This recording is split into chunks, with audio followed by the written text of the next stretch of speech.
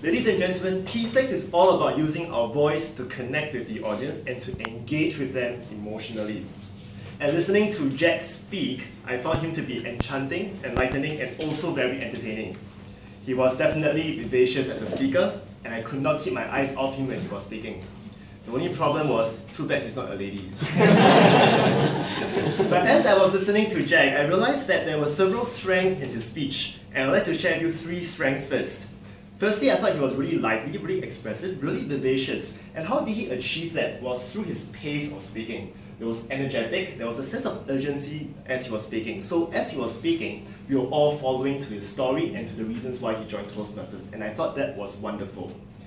There was also the degree of audibility and volume. So when he was speaking, it was loud enough for all of us to hear him, and that is where the energy also comes in, because he endeared himself to us, he connected with us through the energy and the assuredness. So the volume, I would like you to keep it going. I thought that was wonderful also.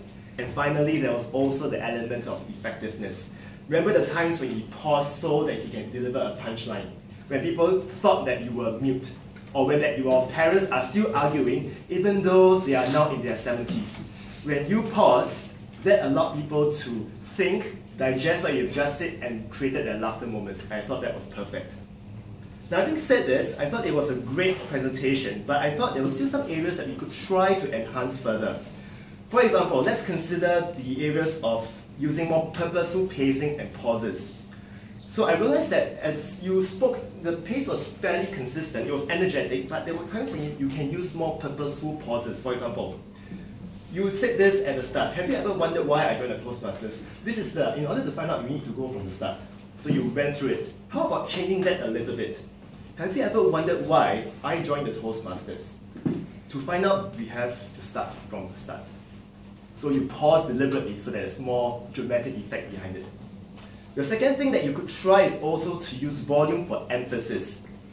I did not sign up after my first meeting, but one day I saw a banner when I was walking down the road, and I thought, why don't I give it a shot? Of course, a brilliant young man on the banner also helped. So again, using pauses to create a change, yes? And the second, or rather the third thing that you could have tried is also to use your volume and the tone to present a greater sense of assuredness, and particularly at the start. Because I thought when you first started off, you weren't so sure, you were still a little bit nervous, and your voice was a little nervy, softer, and that is when we know that you are still relatively scared.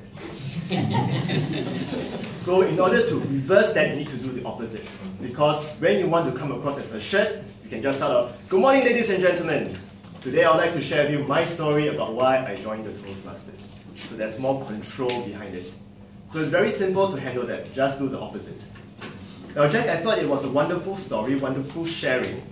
I loved how you were vivacious. I loved how you spoke vivaciously. I loved how you can also, I also hope that you can use this skill so that you can continue speaking vivaciously. Continue doing all the best. Thank you very much.